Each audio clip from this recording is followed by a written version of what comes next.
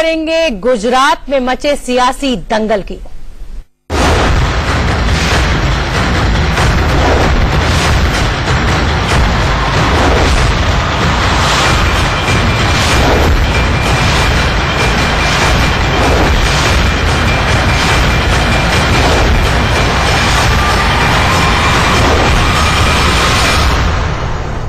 गुजरात सियासत की आज की 4 बड़ी खबरें हम आपको 4 तस्वीरों के जरिए दिखाएंगे। बीजेपी में शामिल हुए पाटीदार नेता निखिल सवानी ने आज बीजेपी छोड़ दी है। वहीं एक और पाटीदार नेता नरेंद्र पटेल ने बीजेपी पर आरोप लगाया है कि उन्हें पार्टी में शामिल करने के लिए बीजेपी ने 1 करोड़ रुपए का ऑफर दिया था।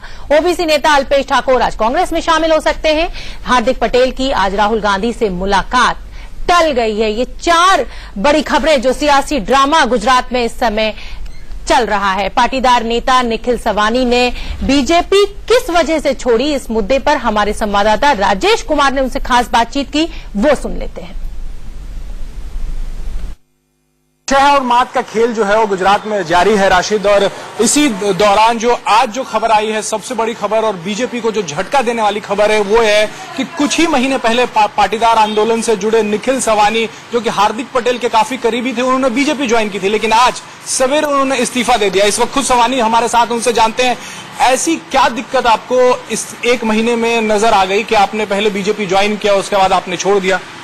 मैं जो बीजेपी ने पिछले दिनों में जो 4-5 जो बात रखी थी, जो पाटीदार समाज के हित की थी, पाटीदार समाज को लाभ दिलाने की थी, इसी हिसाब से मैंने बीजेपी ज्वाइन की थी, क्योंकि वो पाटीदार समाज के हित की बात थी और मैं जहां पाटीदार समाज का हित होगा वहां पे मैं जाऊंगा। इतने सारे पाटीदारों के खिलाफ थे, उन्होंने भारतीय जनता पार्टी ने वापस ले, तो उससे आपको लगा नहीं कि वो आपकी बातों को मान रहे हैं? वो अभी तक एक लिस्ट मीडिया में नहीं आई। पहले तो बहुत सारे न्यूज़पेपरों में, मीडिया में देते थे कि इतने केस हमने वो करेंगे, ये करेंगे। तो अब क्या अभी तक उसने एक भी केस की डिटेल नहीं दी हुई है कि इतने केस हमने वापस खेचे। और जो गुजरात के एसएम बोल रहे हैं, होम मिनिस्टर प्रदीप सिंह बोल रहे हैं कि गुजरात में 409 केस है, तो मैं उसको भी पूछना चाहता हूँ कि क्या पूरे गुजरात में 409 ही केस पाटीदारों पे लगे हुए हैं? लेकिन आपका अगला कदम क्या होगा? आपके जो दोस्त हैं हार्दिक पटेल, जिनके नेतृत्व में आप लोगों ने इतनी बड़ी आंदोलन शुरू की, तो उस आंदोलन का क्या होगा? हार्दिक पटेल का रुख क्या होगा और आपका रुख क्या होगा? क्या कांग्रेस के साथ जाएंगे आप लोग? हार्दिक पटेल अपने हिसाब से आंदोलन कर रहा है, उसका और मेरा जाना एक जगह तय है कि पाटीदार समाज को आरक्षण दिलवाना है, वो तय है। लेकिन वो अलग रास्ते से जा रहा है, मैं अलग रास्ते जाऊँ, कहीं ना कहीं पहले डिफ्यूज था, तो अब हम जाना एक जगह पे। कौन आपको लगता है कि ये आपकी जो मांगे हैं, आरक्षण की मांगे हैं, आप लोग जो मुद्दे उठा रहे हैं, कौन सी ऐसी पार्टी लगती है आपको कि उसके करीब जाएंगे तो ये मुद्दे मान लिए जाएंगे? पहले हम सभी पार्टी के सुप्रीमो है, उससे बात करेंगे, उसके बाद हम आगे बात रखेंगे, उसके बाद मालूम पड़ेगा कि कौन सी पार्टी भारतीय जनता पाटीदार समाज को साथ और साकार। कांग्रेस से बात चल रही है आपकी? राहुल गांधी से बात चल रही है? अभी राहुल गांधी कितने बजे आने वाले हैं वो भी मालूम नहीं। भैया ने बताया 3-3:30 बजे आने वाले हैं, तो बोला कोई बात नहीं। हार्दिक पटेल के करीबी और पाटीदार नेता नरेंद्र पटेल ने मीडिया के सामने आकर बीजेपी पर बड़ा आरोप लगाया है। नरेंद्र पटेल का दावा है कि बीजेपी में शामिल होने के लिए उन्हें 1 करोड़ रुपए की पेशकश की गई थी और मुझे 1 करोड़ की ऑफर दी। आज 10 लाख रुपया मुझे रोकड़ा दे दिया और कल जो 5 का प्रोग्राम है इसमें स्टेज ऊपर मैं आऊं, उसके बाद दूसरा पैसा कल देने का उसके वायदा किया है। इसलिए मैं समाज को कहता हूं कि ये पैसा मुझे चाहिए नहीं, मैं पैसे से खरीद सकता नहीं हूं, खरीदता भी नहीं हूं। मैं फक्त समाज के लिए ही आंदोलन में आया हूं। मैं कोई राजकीय अपेक्षा का आकांक्षा के लिए नहीं आया। मैं मेहसाणा का ओरिजिनल पाटीदार हूँ, पाटीदार समाज के लिए आया। समाज जो कहेगा वो करूंगा। वो जो 10 लाख रुपया मुझे दिया है वो कोई मेहनत का पैसा नहीं है उसका, वो भी भ्रष्टाचार का पैसा है। मैं मेरा मेहसाणा का शहीदों में वो वापस दे दूंगा, बांट दूंगा। तो गुजरात में चुनाव से पहले ये जो सियासी ड्रामा चल रहा है, हाई वोल्टेज ड्रामा चल रहा है, उस पर चर्चा के लिए हमारे साथ senior journalist Arvind Mohan ji studio में मौजूद हैं और हमारे संवाददाता राजेश हमसे जुड़ रहे हैं।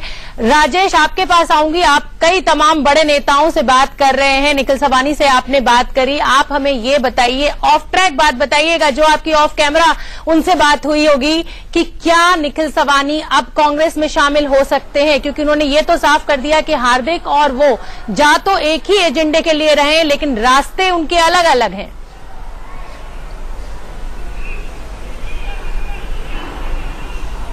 बिल्कुल, देखिए ऑन कैमरा या ऑफ कैमरा, ऑन कैमरा भी उन्होंने साफ कहा निखिल सवानी ने कि हार्दिक पटेल के साथ ही वो जाएंगे, चाहे जहां भी जाना हो, क्योंकि जो मुद्दा है, जिस मुद्दे को लेकर उन्होंने आंदोलन किया था हार्दिक पटेल ने, वो एक ही है दोनों का, निखिल सवानी का या फिर हार्दिक पटेल का।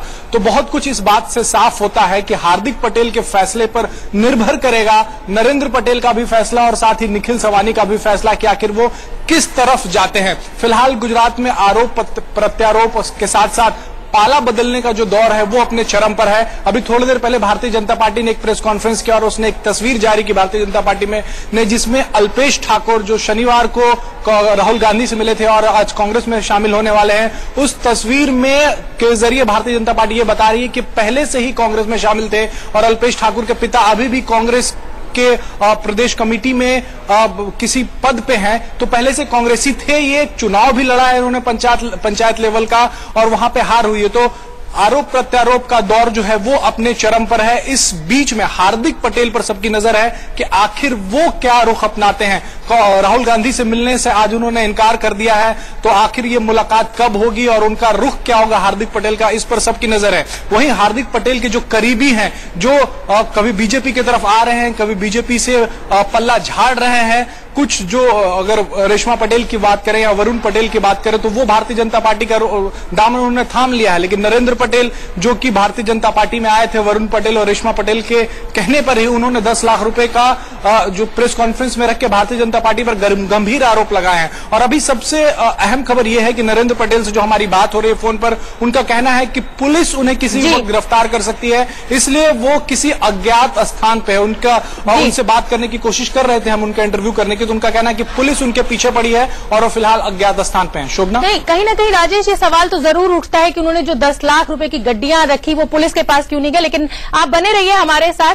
अरविंद जी, अगर हम बात करें तो जिस तरह से बीजेपी के ऊपर डबल अटैक आज का, पाटीदारों का ही, निखिल सवानी की बात करें या नरेंद्र पटेल की बात करें, क्या मानते हैं आप, पाटीदार कांग्रेस का अगर गठजोड़ होता है तो आने वाला चुनाव बीजेपी के लिए कितना मुश्किल होने जा रहा है?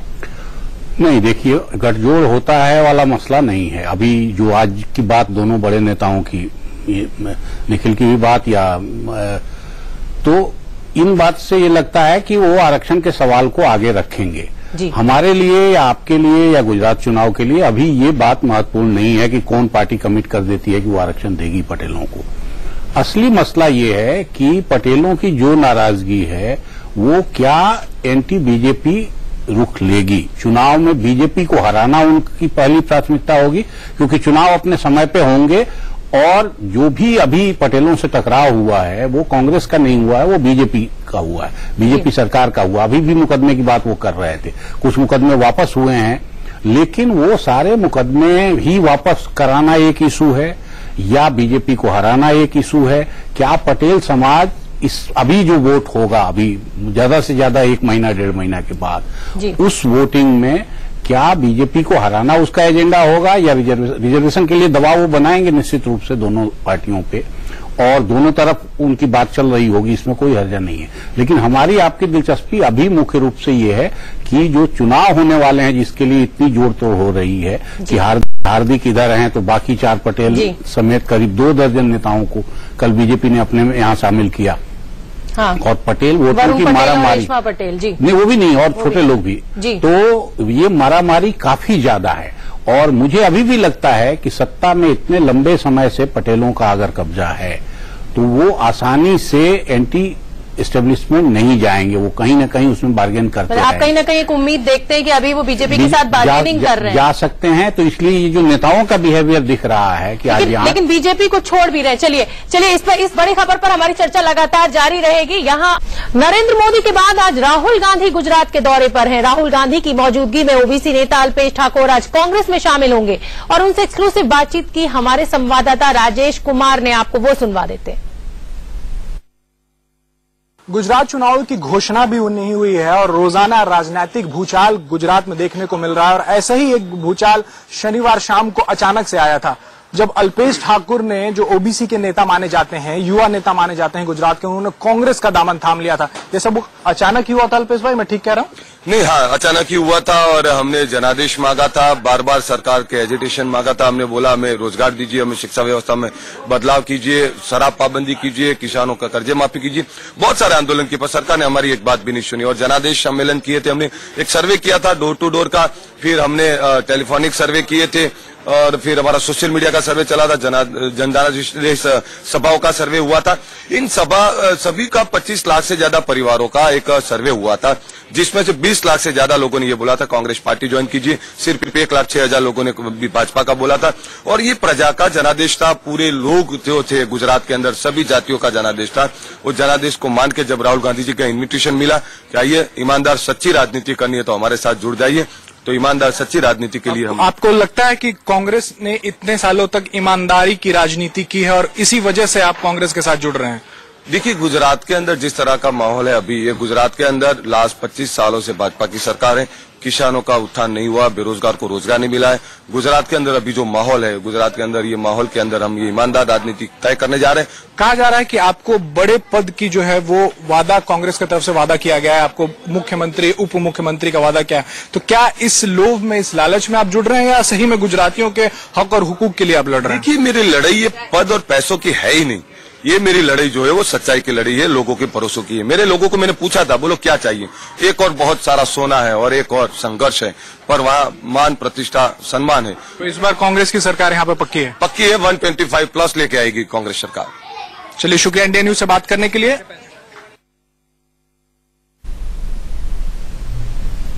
तो गुजरात में जो सियासी दंगल मचा हुआ है उस पर चर्चा के लिए हमारे साथ senior journalist Arvind Mohan ji studio में मौजूद हैं और राजीव शर्मा न्यूज रूम में मौजूद हैं, जो हमें समझाएंगे कि पाटीदार और ओबीसी का जो गणित है दोनों ही बहुत इंपॉर्टेंट है गुजरात चुनाव में। राजीव, आपका रुख करूंगी और हमें समझाइए कि पाटीदार और ओबीसी का क्या गणित है गुजरात में चुनाव में।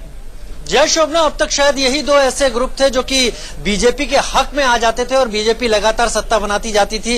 ओबीसी, आखिर शुरुआत ओबीसी से करते हैं और ओबीसी क्यों गुजरात में बहुत प्रभावी रहे हैं? क्या है ओबीसी समाज का गणित? तो गुजरात में ओबीसी समाज की 146 जातियां, अगर जातियों को ही कंसंट्रेट हम कर रहे हैं, गुजरात में ओबीसी का 60 से ज्यादा सीटों पर असर है, एक बड़ा असर है। जीतना है तो इसी से बहुत बड़ा अंतर आ जाता है। अल्पेश ने 80 सीटों पर बूथ स्तर का प्रबंधन किया है, यानी काम किया है नीचे उतरकर, इसलिए पकड़ है उसकी। पिछले कई चुनाव से ओबीसी मतदाता बीजेपी के साथ रहे हैं।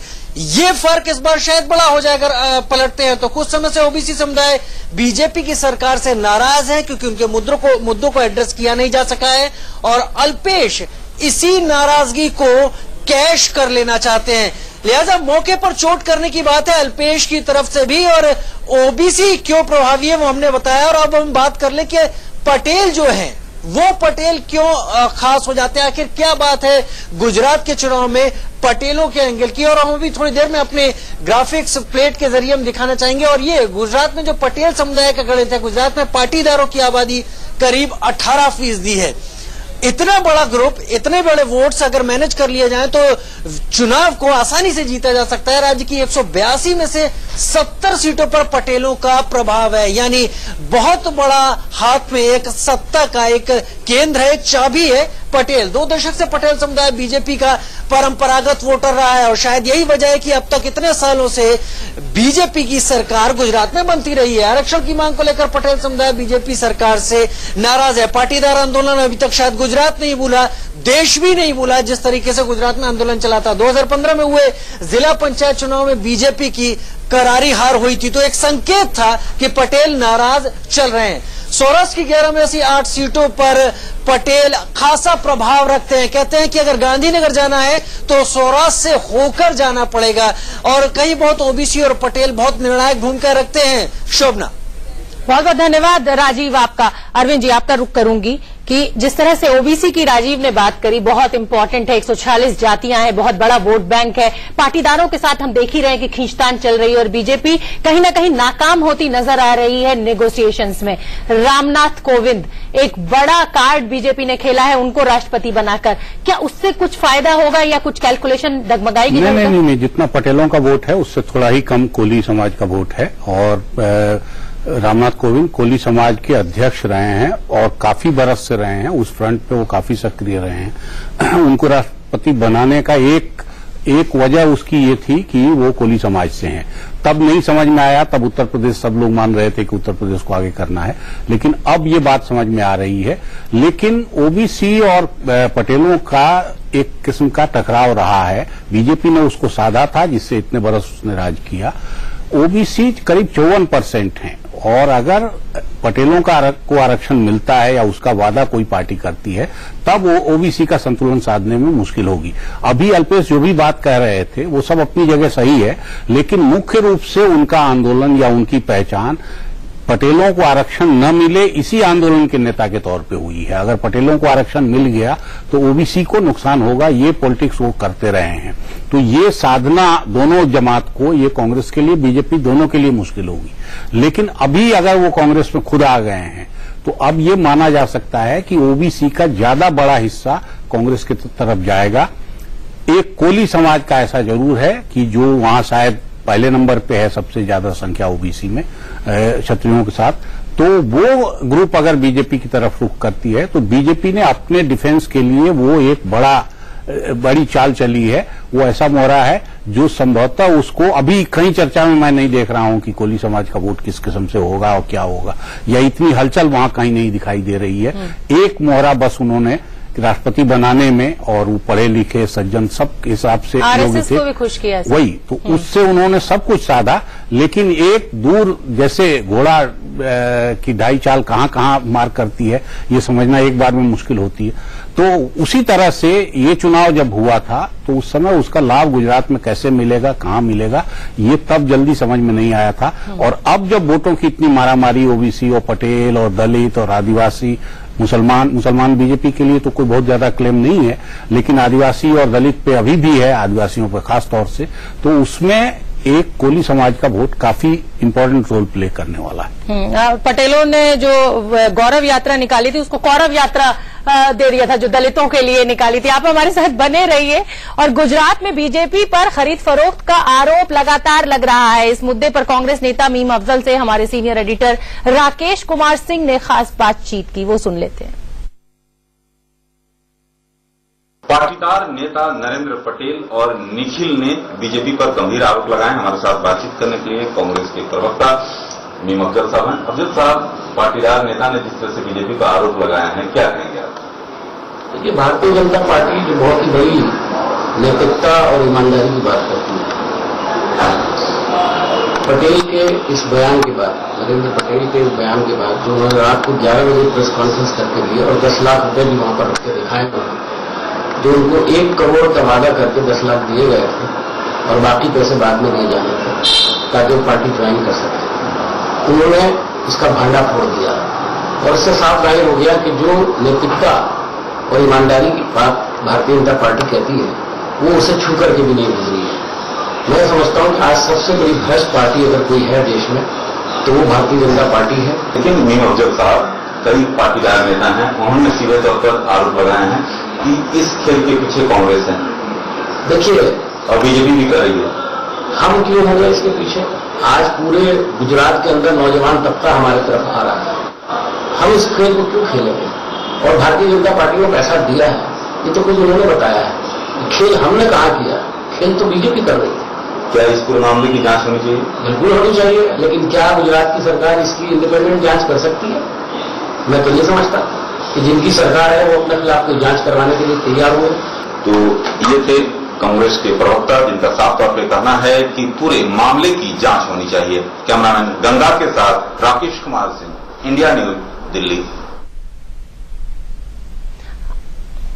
आम आदमी पार्टी भी गुजरात चुनावों में कूद पड़ी है और आम आदमी पार्टी के गुजरात प्रभारी गोपाल राय ने इस पूरे मुद्दे पर हमारे संवाददाता से बात करी, वो भी आपको सुनवा देते हैं। हमारे साथ गोपाल राय जी हैं, बात करेंगे इनसे, गुजरात के इंचार्ज हैं। गोपाल जी, बीजेपी पर आरोप लगाते हुए जो है बाहर आ गए पाटीदार नेता।